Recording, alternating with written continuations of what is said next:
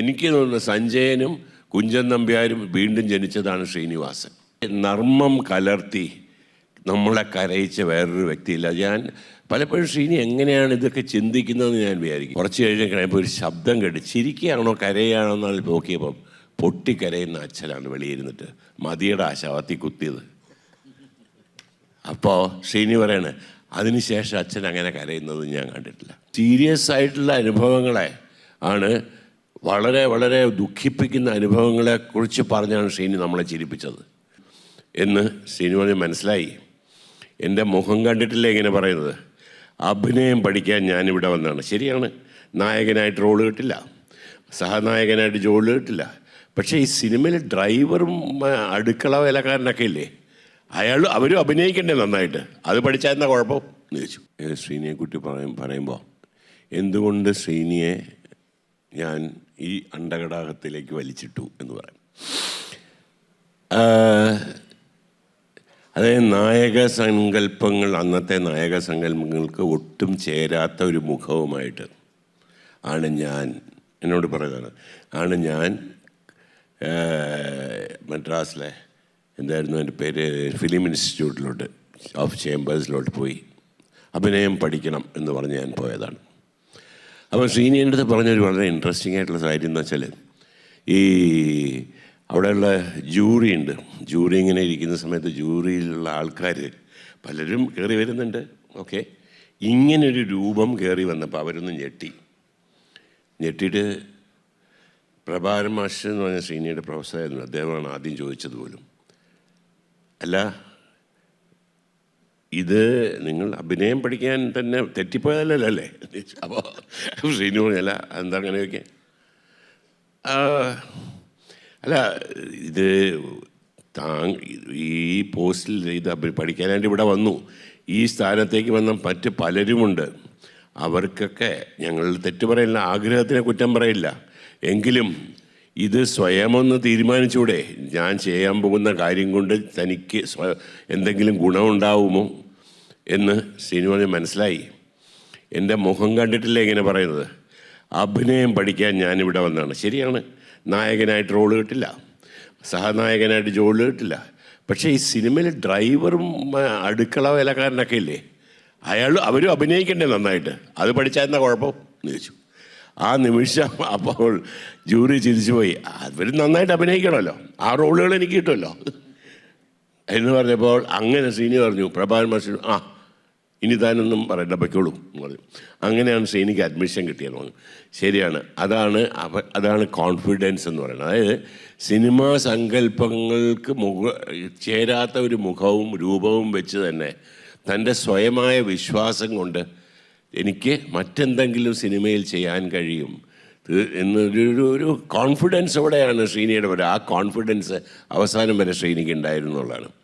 പല രീതിയിൽ നമ്മൾ ഈ പറയുന്ന ഞാൻ ശ്രീനിയുടെ ഈ ഗണേഷ് കുമാർ പറഞ്ഞ പോലെ മറ്റുള്ള സിനിമയിലെ കാര്യങ്ങളല്ലാതെ ചില കാര്യങ്ങൾ എനിക്കറിയാം. കഴിഞ്ഞ ജീവിതത്തിൽ നിന്നിൻ്റെ ഓരോ അനുഭവങ്ങളും ശ്രീനിയുടെ സിനിമകളിൽ ശ്രീനി എടുത്ത് അതിനെ സീരിയസ് ആയിട്ടുള്ള അനുഭവങ്ങളെ ആണ് വളരെ വളരെ ദുഃഖിപ്പിക്കുന്ന അനുഭവങ്ങളെക്കുറിച്ച് പറഞ്ഞാണ് ശ്രീനി നമ്മളെ ചിരിപ്പിച്ചത്.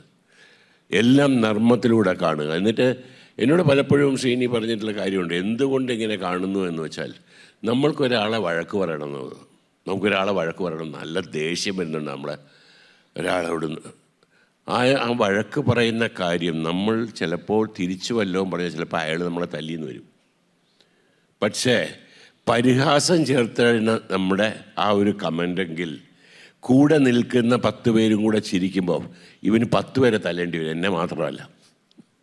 സോ അതൊരു നല്ല കാര്യം മാത്രമല്ല, നമ്മൾ ദേഷ്യപ്പെടുന്നതിനെക്കാട്ടിലും കൂടുതലുള്ള ഒരു ഇമ്പാക്റ്റ് ആ വ്യക്തിയിലുണ്ടാവും. ആ പരിഹാസം ചേർത്ത് അത് പറയുമ്പോൾ ഒരിക്കലും ജീവിതത്തിൽ നമ്മൾ പറഞ്ഞ വാക്കവൻ മറക്കില്ല. അപ്പം ഇങ്ങനെയൊക്കെയുള്ളൊരു പ്രത്യേക രീതിയിലുള്ളൊരു ചിന്താഗതി ശ്രീനിക്കുണ്ടായിരുന്നു.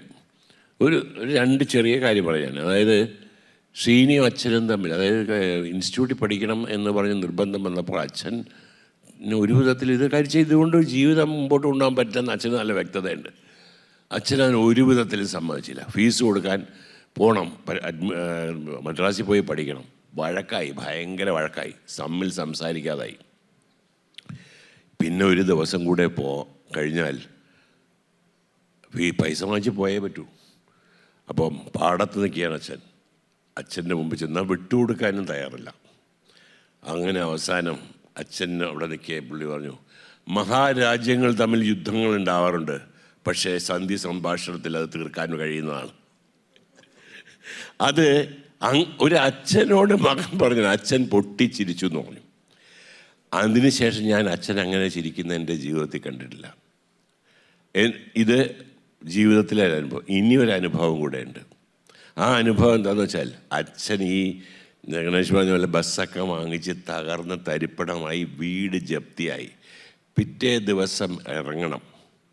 പലപ്പോഴും അച്ഛനോട് ഇവർ ചോദിച്ചിട്ടുണ്ട്, കുട്ടികളും അമ്മയൊക്കെ, ഇതിൻ്റെയൊക്കെ ആവശ്യമുണ്ടോ? ഞാൻ സമ്പാദിച്ചാണ്, ഇഷ്ടംപോലെ ഞാൻ സമ്പാദിച്ചിട്ടുണ്ട്, അത് എങ്ങനെ ചിലവാക്കണമെന്ന് ഞാൻ തീരുമാനിക്കും.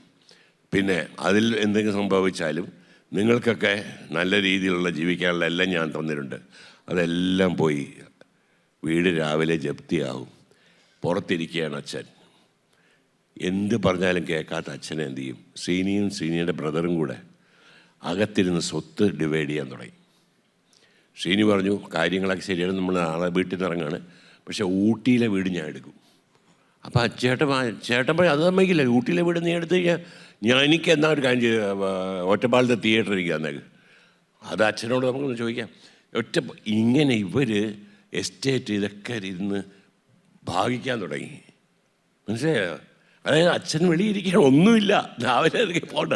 അകത്ത് ഭയങ്കരമായ തർക്കവും വീടിൻ്റെ സ്വത്ത് ഭാഗം വയ്ക്കലും.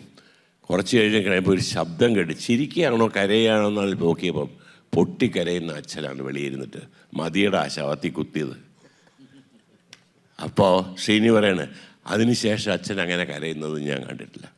ഈ അനുഭവങ്ങളെല്ലാം ശ്രീനി പറയുന്നത് ഭയങ്കര തമാശയായിട്ടാണ്. ഇതൊക്കെ നമുക്ക് അതെ, ഇത് കഴിഞ്ഞത് ശ്രീനി മാത്രമേ ഞാൻ കണ്ടിട്ടുള്ള ഒരു തമാശ പറഞ്ഞ് നമ്മൾ ചിരിക്കുന്നതിന് മുമ്പ് ശ്രീനി ചിരിക്കും. പക്ഷേ അത് തീർച്ചയായിട്ടും അത് നമുക്ക് ചിരിക്കാൻ തോന്നുന്നു, നമ്മൾ ഓർത്തോർത്ത് ചിരിക്കുന്ന സംഭവങ്ങളാണ് അത് തീർച്ചയായിട്ടും. അതായത് നർമ്മം കലർത്തി നമ്മളെ കരയിച്ച വേറൊരു വ്യക്തിയില്ല. ഞാൻ പലപ്പോഴും ശ്രീനി എങ്ങനെയാണ് ഇതൊക്കെ ചിന്തിക്കുന്നതെന്ന് ഞാൻ വിചാരിക്കും. കാര്യം വെച്ചാൽ ഒരിക്കൽ ഞാൻ ശ്രീനിയോട് ചോദിച്ചു, അടുത്ത സിനിമ എന്താണ്? അടുത്തത് ഞാനൊരു ഫിലോസഫിക്കൽ ഫിലിമാണ്. അതെന്താണ്? ഒരു മനുഷ്യൻ്റെ ജീവിതത്തിൽ 4-5 സ്റ്റേജസ് ഉണ്ട്. ബാല്യം, കൗമാരം, യുവത്വം, ദാമ്പത്യം, ഗൃഹസ്ഥ്യം, സന്യാസം. ഇതിനെക്കുറിച്ചാണ് ഒരു സിനിമ. എനിക്ക് ഒരു പിടിയും കിട്ടില്ല. ഇതെങ്ങനെ എടുക്കും? അതിനകത്ത് ഒരുപാട് തമാശകളുണ്ട്. അതാണ് നമ്മൾ കണ്ട ചിന്താവിഷ്ടയായ ശ്യാമള. ഒന്നും മുഴിപ്പിക്കുന്നതിന് മുൻപ് അടുത്തതിലേക്ക് ചാടി പുറപ്പെടുന്ന നമ്മളെല്ലാവർക്കും നമുക്ക് ഒന്ന് ആലോചിച്ചാൽ സ്വയം കണ്ടുപിടിക്കാവുന്ന ഒരു കഥാപാത്രത്തെ ശ്രീനി കണ്ടുപിടിച്ചു. ഇത്രയും ഫിലോസഫിക്കലായിട്ടുള്ള ഒരു സിനിമ ഞാൻ ലോക സിനിമയിൽ ഇത്രയധികം ചിരിച്ചിട്ട് ഒരു ഫിലോസഫി ആരെങ്കിലും പറഞ്ഞ് ഫലിപ്പിക്കുന്നത് ഞാൻ കണ്ടിട്ടില്ല. എസ്കേപ്പിസോണ്ട് എല്ലാം ഉണ്ട്. ഒരു വ്യക്തിയുടെ ഒരു മനുഷ്യനെ ആക്ച്വലി ഡിസെക്റ്റ് ചെയ്ത് നമ്മളെ കാണിക്കുകയാണ്. ഇതൊക്കെയാണ് ഒരു മലയാളി അല്ലെങ്കിൽ ഒരു മനുഷ്യൻ എന്ന്. അതുകൊണ്ടാണ് പറഞ്ഞത് നർമ്മം എന്ന് ഞാൻ പറയാം.